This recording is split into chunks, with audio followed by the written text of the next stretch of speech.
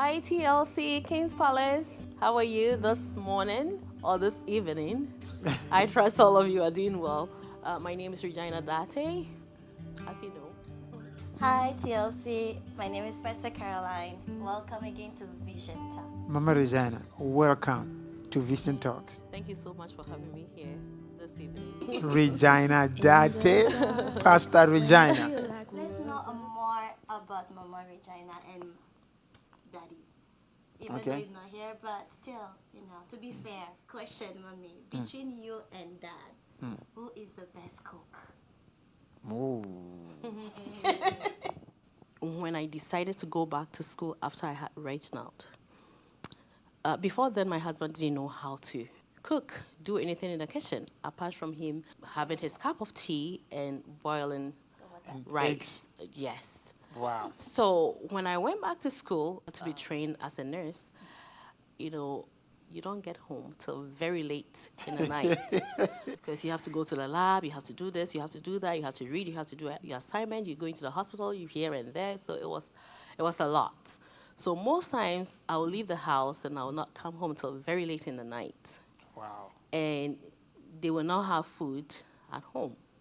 So one day he decided to go to the kitchen and just see what he'll be able to do. Wow. And, well, he told me that the Holy Spirit, when he got to the kitchen, the Holy Spirit taught him how to cook. So I remember one time I came back from school and I went into the kitchen and I saw that we had food like jollof rice and fried meats and vegetable stew. So I asked him, "Oh, who brought all these food?" He said, "I made them." I'm like, "You?" Wow. For the first time. He said, "Yes." He said, "Well, the Holy Spirit taught me how to do it." Wow. I said, "Great. Thank Wow. you, Jesus." They're like, this is divine intervention. So since then, he's been cooking.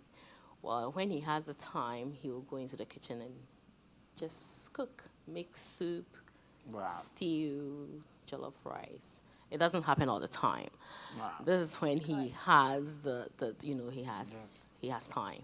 So we can just come to a conclusion that is 50-50 on this one. Well, I think let's leave it as this. Okay, we'll take it. Okay.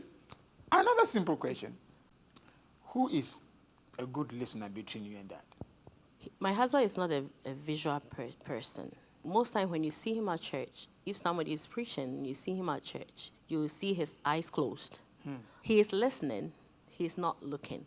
So, Mommy, you have 4 boys, and I know 2 are maybe ready to get married. So what kind of daughter-in-law do you want to have?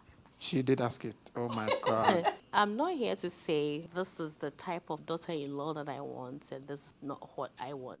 It depends on them. Whatever they bring, as long as the Spirit of God is with that person, and that's their perfect match. Wow. Be spiritual. You better be praying, It's up to them. But I want them to be crazy about the person. I want them to pick someone who knows or loves the things of God. Wow. Someone who is filled with the Spirit of God. Amen. Someone whom they are crazy about. Someone whom they really, really love. And I pray that whomever they bring, that person will not bring them down. Amen. I want someone who will come into their life to move them up to their next level. So, Mommy, we know that you're leading also the women in the church. What is the vision that you have for the women in TLC? My vision for the women in TLC is that I want to see their lives transformed. I want when people meet women from TLC, they can tell that indeed this person goes to TLC.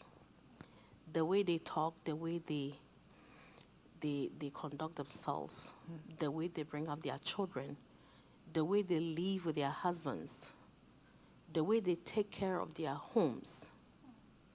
I want people to see them and say that indeed these women's life have been transformed.